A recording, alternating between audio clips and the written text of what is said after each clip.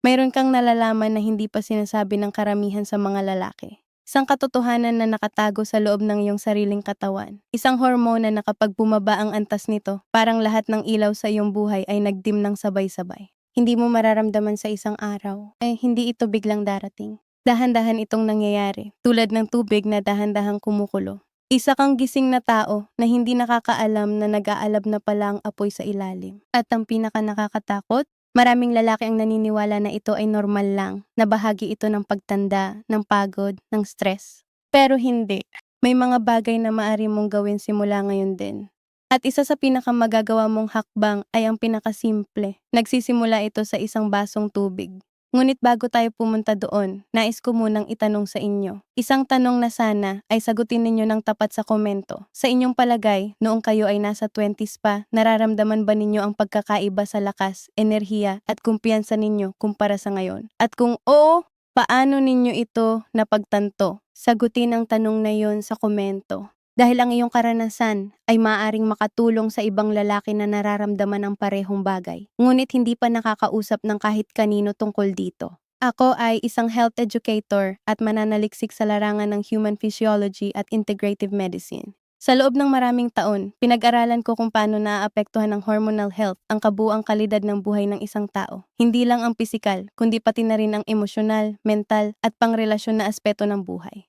At ngayon, nais kong ibahagi sa inyo ang mga siyentipikong natuklasan tungkol sa isa sa pinakamahalaga, ngunit pinaka-underappreciated na hormona ng katawan ng lalaki, ang testosterone.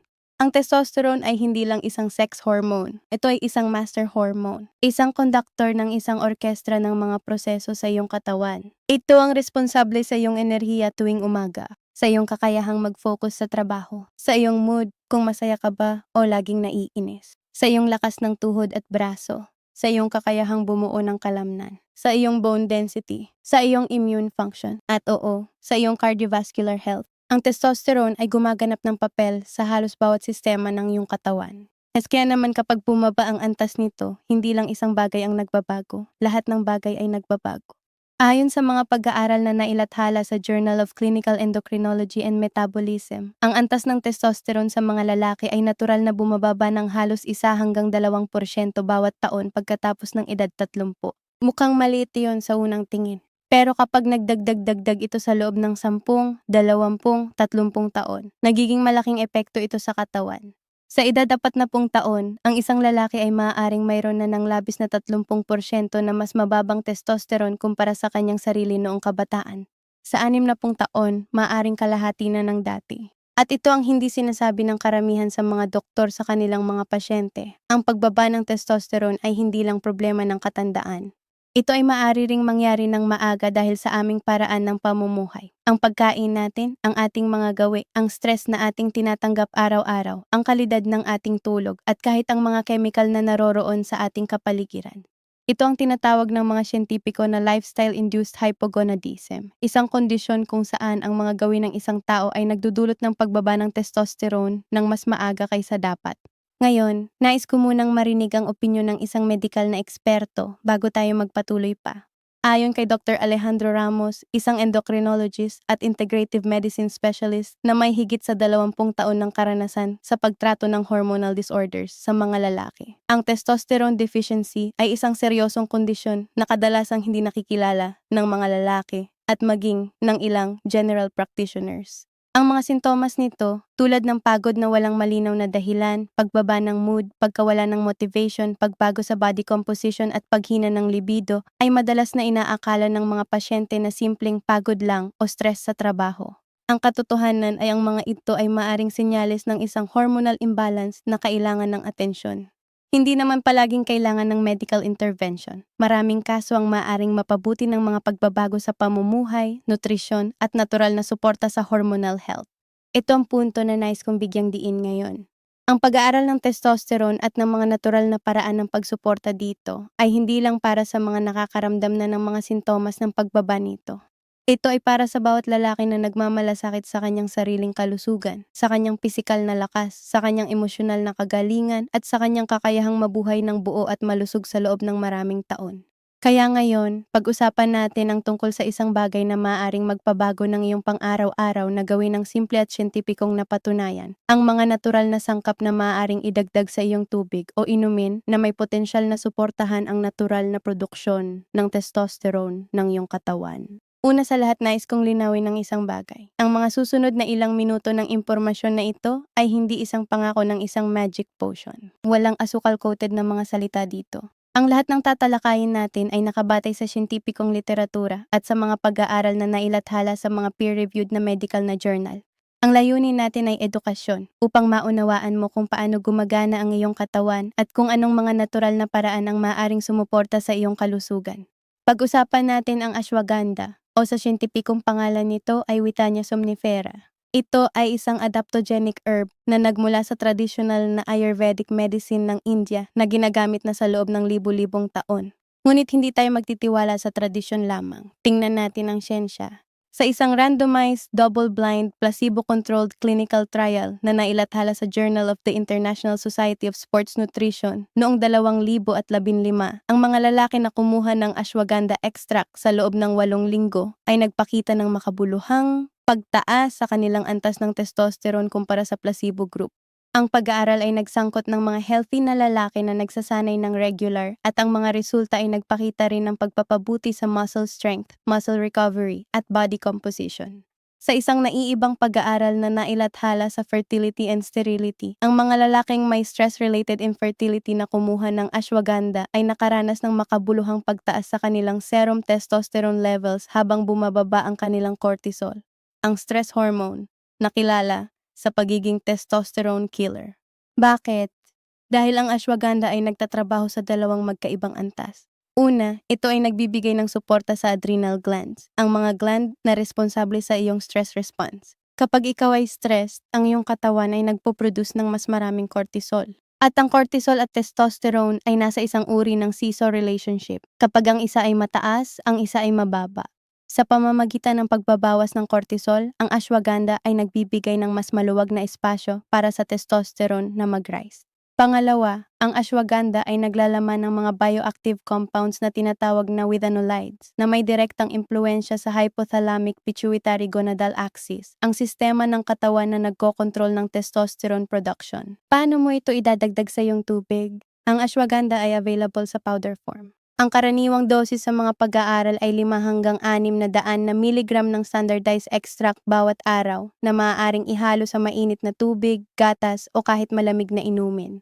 Mahalaga na piliin ang mga produktong may KSM-66 o sensoril label. Ito ang mga clinically studied at standardized na forms ng ashwagandha na ginamit sa mga peer-reviewed na pag-aaral. Ngayon pag-usapan natin ang pangalawang sangkap na may napakalakas na katibayan sa siyensya, ang ginger o luya sa ating wika. Oo, ang simpleng luya na malamang ay nasa iyong kusina ngayon din. Ang luya ay isa sa mga pinaka-extensively studied na natural na sangkap sa buong mundo. Sa konteksto ng testosterone at reproductive health ng lalaki, ang mga pag-aaral ay talagang kamangha-mangha. Sa isang pag-aaral na nailathala sa Tikrit Medical Journal, ang mga lalaki na kumuha ng luya supplement sa loob ng 3 buwan ay nakaranas ng makabuluhang pagtaas sa kanilang serum testosterone levels. Ang ilan sa mga pag-aaral ay nag-ulat ng hanggang 20% na pagtaas. Sa isang mas malalim na pagsusuri, ang mga mananaliksik ay nakita na ang luya ay nagtataglay ng mga compound na nagpoprotekta sa Leydig cells ng testis. Ito ang mga cell na pangunahing responsable sa produksyon ng testosterone sa katawan ng lalaki. Ang luya ay mayroon ding malakas na anti-inflammatory at antioxidant na katangian. Bakit mahalaga ito sa testosterone?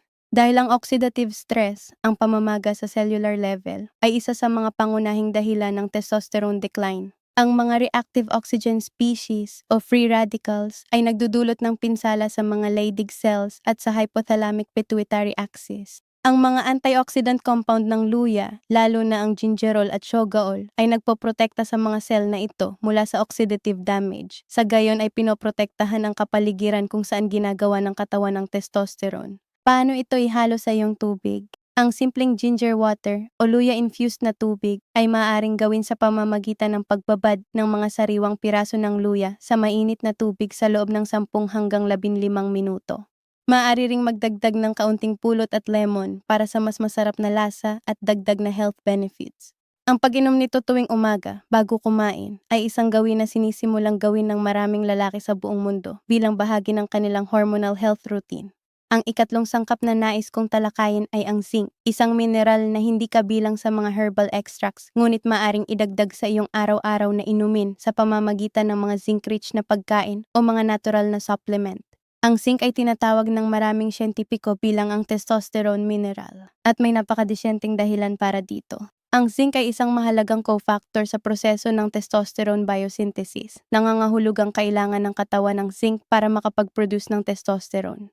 Sa isang landmark na pag-aaral na nailathala sa Nutrition Journal, ang mga lalaking may zinc deficiency na binigyan ng zinc supplementation ay nakaranas ng halos doble na pagtaas sa kanilang testosterone levels sa loob ng 6 na buwan. Bukod pa rito, ang zinc ay nagtatrabaho bilang isang natural aromatase inhibitor. Pinipigilan nito ang labis na conversion ng testosterone patungong estrogen, na isang proseso na nagdudulot ng hormonal imbalance sa mga lalaki.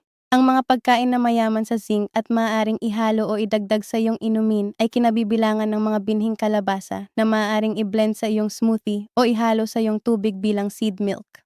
Ang mga oyster ay isa sa pinaka-concentrated na dietary source ng zinc, ngunit para sa mga araw-araw na paggamit, ang mga legume, mani at mga buto ay mas praktikal na pagpipilian.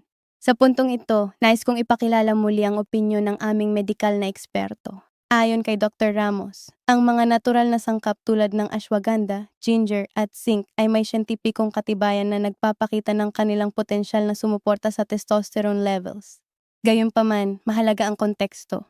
Ang mga ito ay hindi mga kapalit ng medikal na pagsusuri. Kung ang isang lalaki ay nakakaramdam ng mga sintomas na maaring nagpapahiwatig ng testosterone deficiency tulad ng matinding pagod, pagbaba ng libido, depression at pagbabago sa body composition, ang unang hakbang ay ang pagpunta sa doktor at ang pagpapasuri ng kanilang hormone levels. Ang mga natural na supplementation ay pinakamabisa bilang bahagi ng isang komprehensibong lifestyle approach, kasama ang tamang nutrisyon, regular na ehersisyo, sapat na tulog at epektibong stress management. Ito ang payo na dapat nating marinig at isapuso.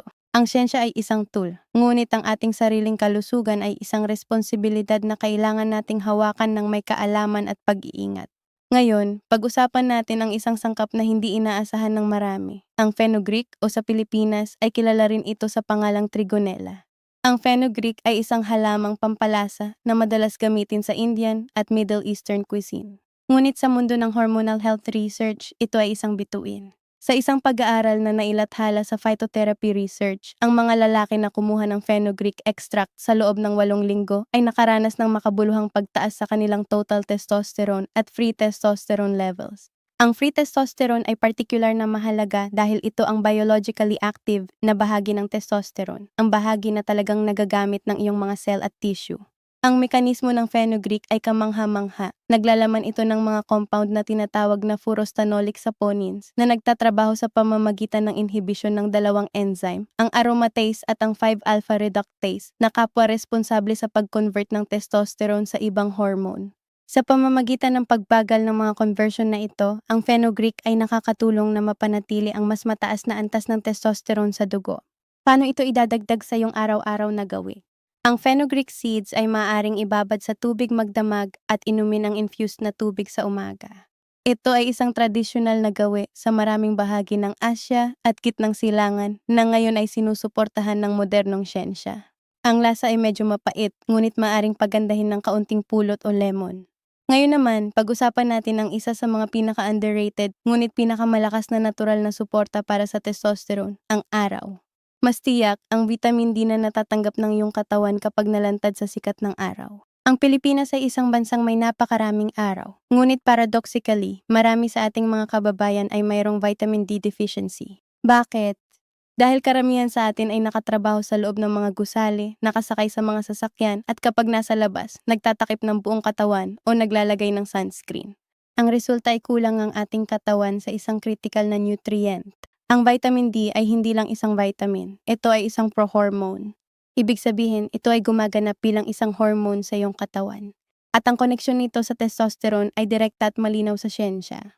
Sa isang pag-aaral na nailathala sa Hormone and Metabolic Research, ang mga lalaki na may mas mataas na antas ng vitamin D ay nagpakita ng makabuluhang mas mataas na antas ng testosterone kumpara sa mga lalaking may vitamin D deficiency. Sa isang randomized controlled trial, ang mga lalaking binigyan ng vitamin D supplementation sa loob ng 1 taon ay nakaranas ng makabuluhang pagtaas sa kanilang testosterone levels kumpara sa placebo group. Ang mekanismo ay naka-embed sa iyong pinakamaliit na biological unit, ang iyong mga cell. Ang mga Leydig cells ng testes na responsable sa testosterone production ay may mga vitamin D receptors. Kapag ang vitamin D ay nagbibind sa mga receptor na ito ay nagpapadali ng testosterone biosynthesis. Walang vitamin D, mas mahirap ang proseso. Kaya naman, bilang bahagi ng iyong araw-araw na gawi, ang simpleng pakikiisa sa sikat ng araw sa umaga, kahit 10 hanggang 15 minuto lang, ay maaaring maging isa sa mga pinaka-epektibong free testosterone boosters na maaari mong gawin.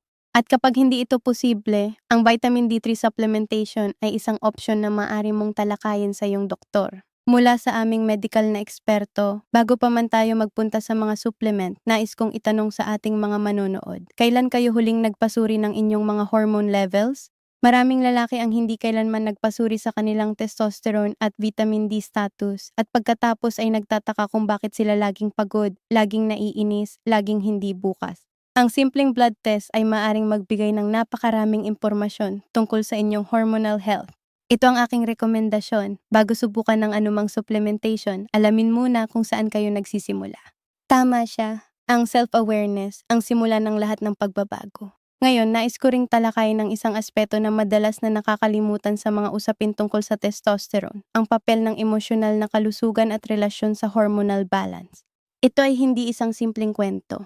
Ito ay siyensya. Ang testosterone ay hindi lamang apektado ng physical na mga sali. Ito ay malalim ding konektado sa iyong mental at emosyonal na estado. Ang mga pag-aaral ay nagpapakita na ang mga lalaking may matibay na emosyonal na koneksyon sa kanilang mga mahal sa buhay, mga lalaking nakakaramdam ng suporta, pag-unawa at pagmamahal sa kanilang mga relasyon ay may mas maayos na hormonal profile kumpara sa mga lalaking nag-iisa o nakakaranas ng mataas na interpersonal na stress. Ito ay hindi coincidence. May siyentipikong mekanismo dito. Ang oxytocin, ang bonding hormone na inirelease kapag ikaw ay may physical at emotional na malapit na koneksyon sa isa pang tao, ay may positibong interaksyon sa testosterone production.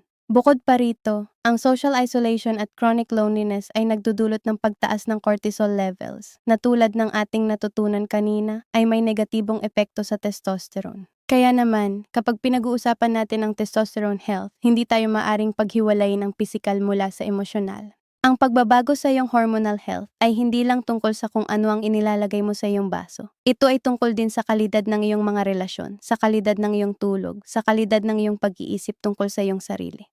Ang stress management ay isa sa mga pinakamahalaga ngunit pinaka-neglected na aspeto ng testosterone health.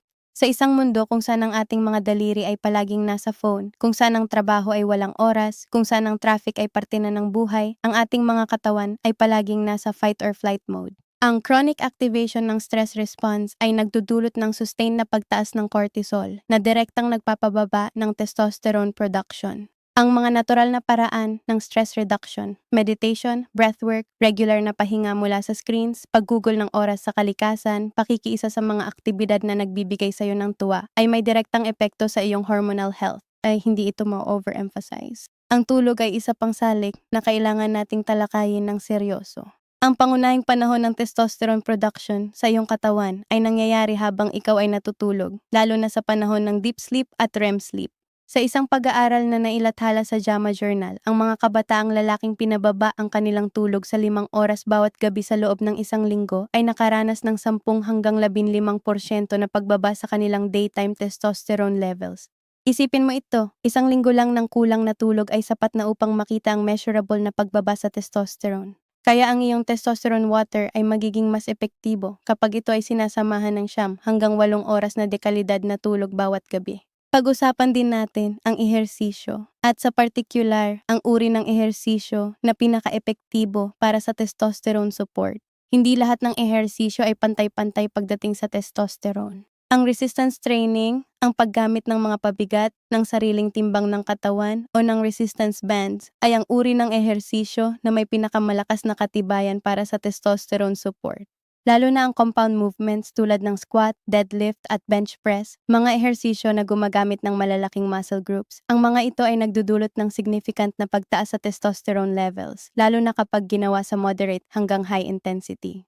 Ngunit may isang caveat, ang sobrang daming ehersisyo, ang tinatawag na overtraining, ay maaaring magdulot ng testosterone suppression. Ang katawan, kapag sinalanta ng labis na pisikal na stress ng walang sapat na recovery, ay mag-activate ng isa pang stress response na nagpapataas ng cortisol at nagpapababa ng testosterone. Ang balance ay susi, regular na resistance training, sapat na recovery, sapat na pahinga. Ngayon, may mga bagay din na kailangan nating talakayin tungkol sa kung ano ang hindi dapat gawin. Ang mga salik ng pamumuhay na nagpapababa ng testosterone at na maaaring nag-uudyok sa iyong mga problema na hindi mo pa napapagtanto.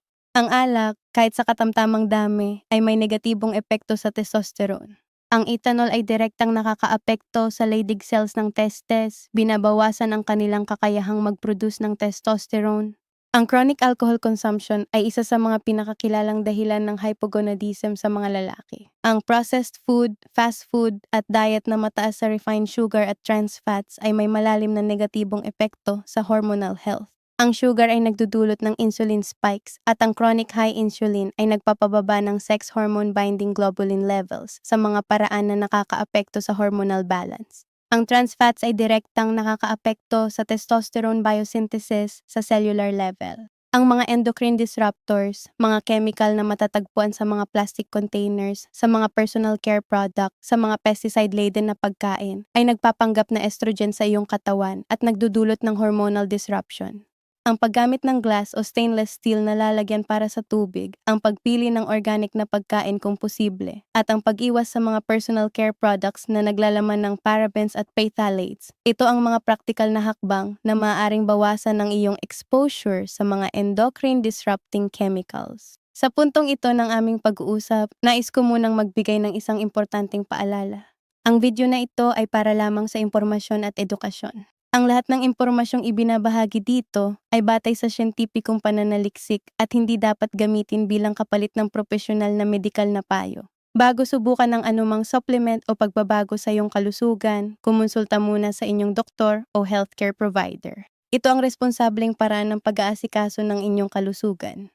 Ngayon, balikan natin ang ating pangunahing paksa, ang mga natural na sangkap na maaaring idagdag sa iyong tubig o inumin bilang bahagi ng iyong hormonal health support routine.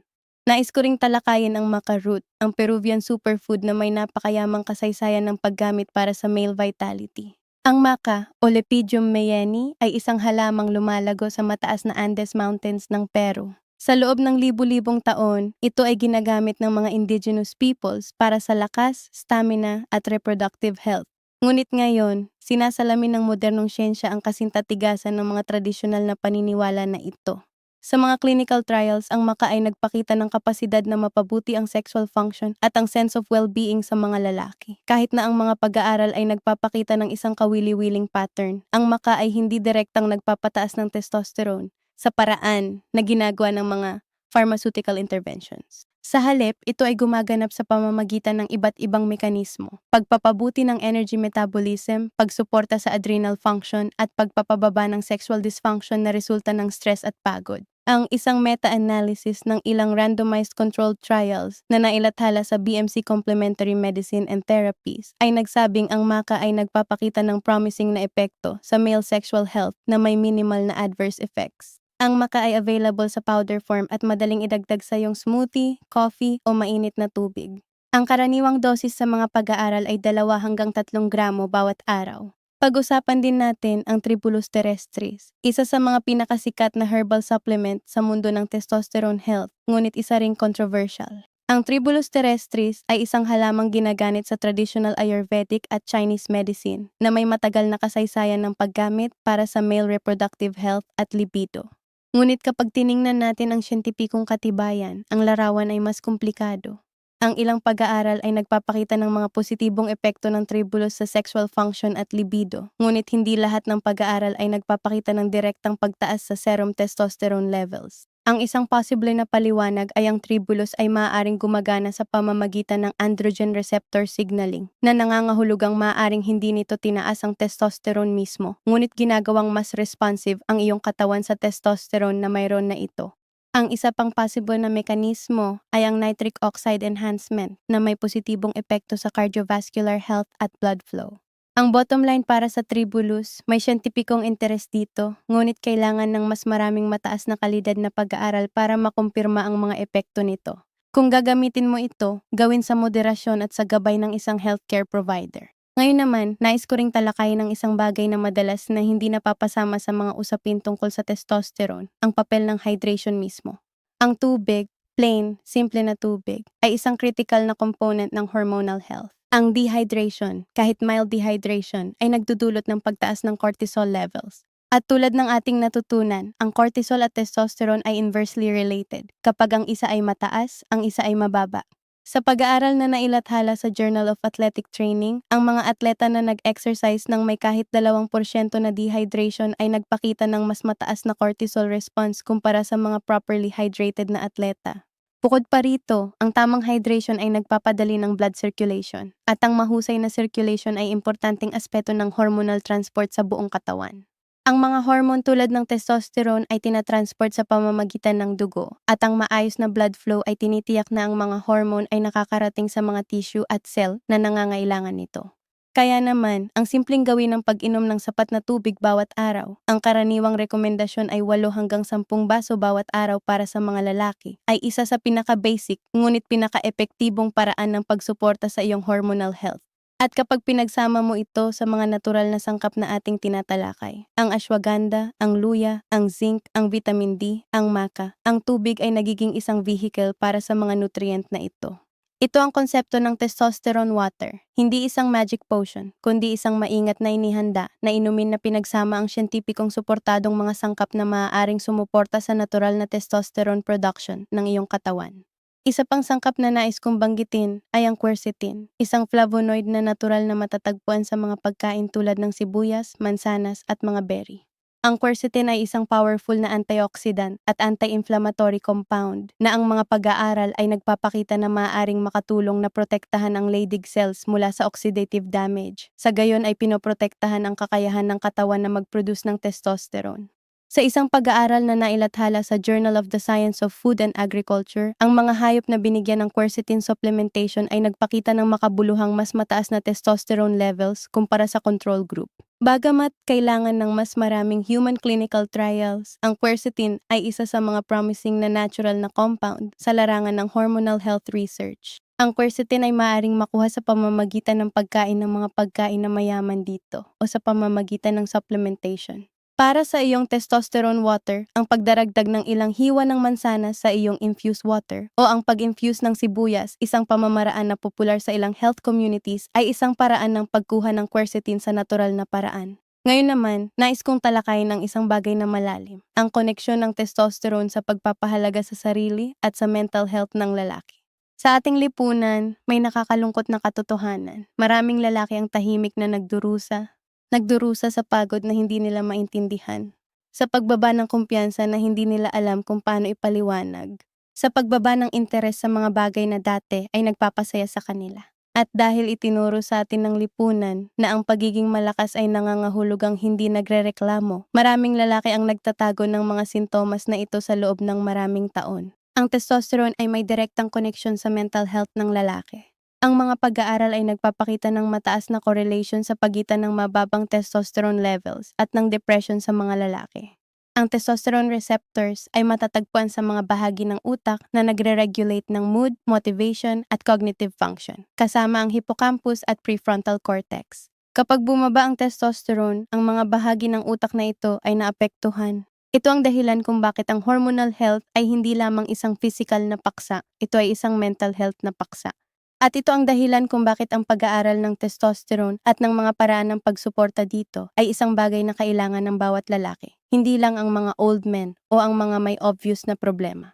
Ang isa sa mga pinaka-overlooked na natural na paraan ng testosterone support ay ang exposure sa kompetisyon at kahaligang bagay, ang tinatawag na challenge hypothesis sa evolutionary biology.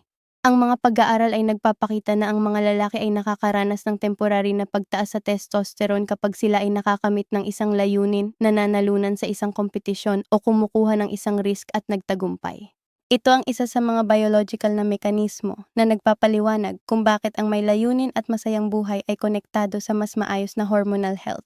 Kaya naman, ang paghahanap ng mga bagay na nagbibigay sa iyo ng sense of purpose at achievement, kahit gaano kaliit, ay maaaring maging bahagi ng iyong hormonal health strategy. Pag-usapan din natin ang magnesium, ang isa pang mineral na madalas neglected ngunit critical para sa testosterone health. Ang magnesium ay involved sa higit sa 300 na enzymatic reactions sa iyong katawan, kasama ang mga reaksyon na may kinalaman sa testosterone biosynthesis. Sa isang pag-aaral na nailathala sa Biological Trace Element Research, ang mga lalaking aktibo na may mas mataas na antas ng magnesium ay nagpakita ng mas mataas na total at free testosterone levels. Isa sa pinakamahalaga ring function ng magnesium sa konteksto ng testosterone ay ang kakayahan nitong makipagtalo sa sex hormone binding globulin, ang proteinang nagbubuklod sa testosterone at ginagawa itong biologically inactive. Kapag may sapat na magnesium ang katawan, mas maraming testosterone ang nananatiling free at biologically available. Ang mga pagkain na mayaman sa magnesium tulad ng mga dahon ng gulay, spinach, malunggay, mga mani, almonds, cashews, mga buto, pumpkin seeds, sunflower seeds, at dark chocolate ay maaaring idagdag sa iyong araw-araw na dieta. Para sa iyong testosterone water, ang paghahalo ng magnesium-rich na coconut water sa halip na plain water ay isa sa mga paraan ng pagdaragdag ng magnesium sa iyong inumin. Nais ko ring banggitin ang boron, isang trace mineral na hindi masyadong kilala ngunit may kahangahangang katibayan sa konteksto ng testosterone health.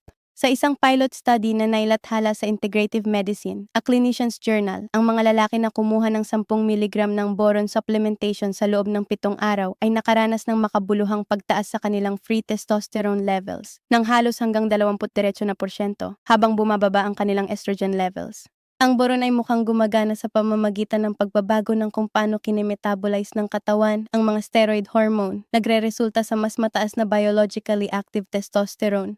Ang boron ay natural na matatagpuan sa mga pagkain tulad ng avocado, mansanas, pasas at nuts.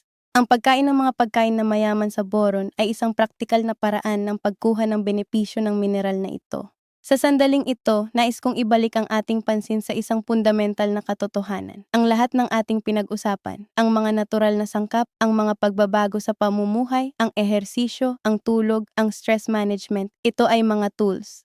Ang pinakamahalaga at pinakakinakailangang tool gayunpaman ay ang kaalaman. Ang isang lalaki na may kaalaman tungkol sa kanyang sariling katawan, na nag-aambisyon na maunawaan ang kanyang kalusugan, na handang gumawa ng mga aktibong hakbang para sa kanyang sariling kagalingan. Iyon ang lalaki na may pinakamagandang pagkakataon ng mabuting kalusugan sa loob ng maraming taon. Sa ang kaalaman ay nagsisimula sa pakikinig sa iyong sariling katawan, sa mga sinyalis na ibinibigay nito sa iyo, at sa mga pag-aaral at impormasyong magagamit sa iyo kung handa kang hanapin ang mga ito. Mayroon ding isang aspeto ng testosterone health na nais ko ring talakayin na madalas na ipina-overlook, ang koneksyon ng gut health sa hormonal balance. Ang iyong gastrointestinal tract ay tahanan ng trillion-trillion na microorganisms, ang iyong gut microbiome. At ang siyensya ng microbiome ay isa sa mga pinaka-exciting na larangan ng modernong medikal na pananaliksik. Ang mga pag-aaral ay nagpapakita na ang komposisyon ng iyong gut microbiome ay may direktang epekto sa iyong hormonal balance, kasama ang iyong testosterone levels. Ang gut bacteria ay gumaganap ng papel sa pag-metabolize ng mga hormone, sa pag-regulate ng inflammation, at kahit sa pag-produce ng mga neurotransmitter na nakakaapekto sa iyong mood at stress response.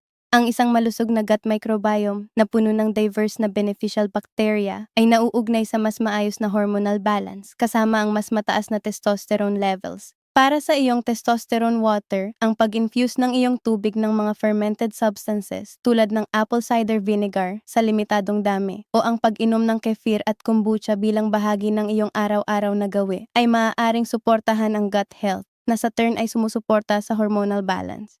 Isang bagay pa na nais ko ring talakayin ay ang papel ng taba, hindi ang bad fats, kundi ang mga healthy fats sa testosterone production. Ang testosterone ay isang steroid hormone at ang mga steroid hormones ay ginagawa mula sa cholesterol. Ito ay isang simpleng biochemical katotohanan. Walang sapat na dietary fat at cholesterol. Ang iyong katawan ay walang pangunahing building block para sa testosterone production.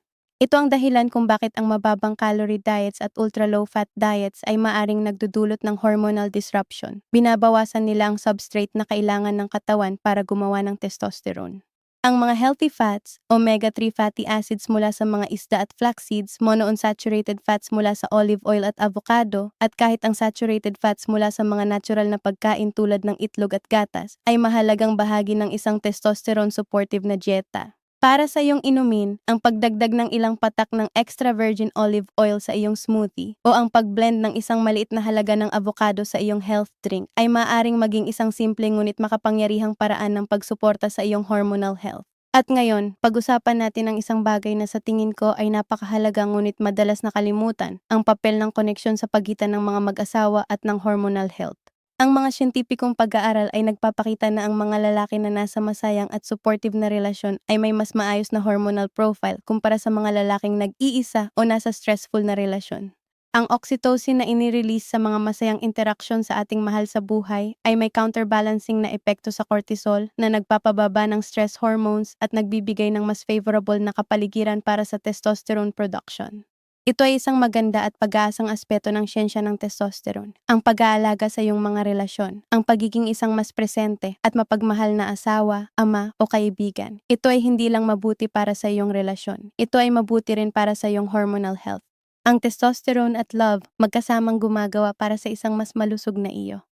Bago nating tapusin ang ating pag-uusap ngayon, nais ko ring bigyang pansin ang mga mito at maling kaalaman tungkol sa testosterone na kailangan nating linawin. Ang unang mito, ang mataas na testosterone ay palaging mas mabuti. Hindi ito totoo. Ang testosterone health ay tungkol sa balanse, sa sapat na antas, hindi sa sobrang dami. Ang artificially elevated testosterone, tulad ng maaaring mangyari sa ilegal na paggamit ng anabolic steroids, ay nagdudulot ng malubhang side effects kasama ang liver damage, cardiovascular problems, at ironically, ang shrinkage ng mga testes dahil ang katawan ay tumitigil sa sariling produksyon ng testosterone kapag nakita nitong marami na sa labas. Ang pangalawang mito, ang testosterone ay para lang sa kabataan. Hindi totoo. Ang testosterone ay mahalaga sa bawat yugto ng buhay ng lalaki. Sa katunayan, maraming lalaki ang mas pinagpapansin ang kanilang testosterone health sa mas mature na edad dahil doon mas lumalabas ang mga sintomas ng pagbaba. Ang ikatlong mito, ang testosterone ay puro pisikal. Hindi totoo. Tulad ng ating tinalakay ng detalyado, ang testosterone ay may malalim na epekto sa mental health, mood, cognitive function at emosyonal na kagalingan.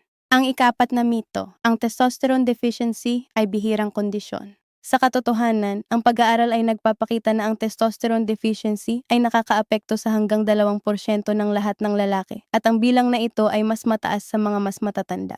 Ngunit dahil maraming lalaki ang hindi nagpapasuri, ang tunay na bilang ng affected individuals ay malamang na mas mataas pa. Sa puntong ito, nais kong ipakilala ang huling opinyon ng aming medical na eksperto para sa araw na ito. Ayon kay Dr. Ramos, sa loob ng aking karera, nakita ko ang napakaraming lalaki na nagdurusa ng tahimik, nagdurusa sa pagod, sa pagkawala ng motivation, sa pagbabago ng kanilang katawan at pag-iisip na hindi nila maintindihan. At ang nakakalungkot ay ang marami sa kanila ay nagdusa ng hindi kinakailangan dahil may mga bagay silang maaaring gawin. Hindi ko sinasabing ang lahat ng problema ay hormonal, ngunit ang hormonal health ay isang mahalagang bahagi ng kabuang kalusugan ng lalaki na kadalasang hindi binibigyang atensyon. Ang aking mensahe sa lahat ng lalaki na nanonood ngayon, huwag hintayin na lumubha ang inyong mga sintomas bago kumilos. Ang preventive approach sa hormonal health sa pamamagitan ng malusog na pamumuhay, tamang nutrisyon, sapat na tulog, epektibong stress management at regular na medical na pagsusuri ay palaging mas epektibo kaysa reactive treatment. Ang inyong kalusugan ay isang regalo. Ingatan ninyo ito. At ang tanong ko sa inyo, ano ang isang hakbang na handa kayo ngayong gawin para sa inyong kalusugan? Iyan ang tanong na nais naming iwan sa inyo ngayon. Hindi lang ang tanong ng doktor, kundi ang tanong ng bawat isa sa atin sa ating sarili. Kaya narito tayo ngayon, sa dulo ng ating pag-uusap, ngunit sa simula ng inyong paglalakbay, patungo sa mas malalim na pag-unawa sa inyong sariling kalusugan. Ang testosterone water na ating pinag-usapan, ang mga natural na sangkap tulad ng ashwagandha, luya, zinc, fenugreek, maca, magnesium, quercetin, at boron ay hindi magic. Hindi ito instant na solusyon. Ngunit ang bawat isa sa mga ito ay may siyentipikong batayan at kapag pinagsama at isinabuhay bilang bahagi ng isang malusog na pamumuhay, kasama ang tamang pagkain, regular na ehersisyo, sapat na tulog, epektibong stress management at maayos na relasyon, ang ito ay maaaring maging bahagi ng isang komprehensibong approach sa hormonal health na nagdudulot ng tunay at nasusukat na pagbabago sa inyong kalidad ng buhay. Ang pinakamahalaga sa lahat ng aming tinalakay ngayon ay hindi ang anumang partikular na sangkap o supplement. Ang pinakamahalaga ay ang pag-unawa. Ang pag-unawa na ang iyong kalusugan ay isang buhay na sistema, na ang mga pisikal, mental, emosyonal at relasyonal na aspeto ng iyong buhay ay lahat konektado sa inyong hormonal health at na may mga bagay na maaari mong gawin ngayon din. Simula sa susunod na basong tubig na iinom mo para suportahan ang iyong katawan at ang iyong kalusugan. Ang tao ay hindi lang isang koleksyon ng mga organ at hormone. Tayo ay mga nilalang na may utak at puso, mga relasyon at pangarap, mga responsibilidad at pagmamahal. Ang testosterone health ay isang mahalagang bahagi, ng isang mas malaking kwento ng pagpapahalaga sa ating sarili, sa ating mga mahal sa buhay, at sa buhay na ibinigay sa atin. Salamat sa inyong oras at sa inyong tiwala sa araw na ito. Kung natutunan ninyo kahit isang bagay mula sa video na ito na makakatulong sa inyo o sa isang tao na mahal ninyo, ibahagi ninyo ito. Dahil ang kaalaman ay mas mahalaga kapag ito ay ibinabahagi. At bago tayo mawalay, nais ko ring itanong sa inyo, tulad ng hiningi ng aming doktor kanina, ano ang isang konkretong hakbang ang plano ninyong gawin ngayon para sa inyong kalusugan? Ipaalam ninyo sa amin sa komento. Ang inyong sagot ay maaring magbigay inspirasyon sa iba pang lalaki na nangangailangan ng kaunting tapang para magsimula. Hanggang sa susunod, ingatan ninyo ang inyong katawan, ingatan ninyo ang inyong isipan, at ingatan ninyo ang mga taong mahal ninyo. At sapagkat ang kalusugan, tunay na kalusugan, ay hindi lang ang kawalan ng sakit. Ito ang kakayahang mabuhay ng buo, ng masaya at ng may layunin.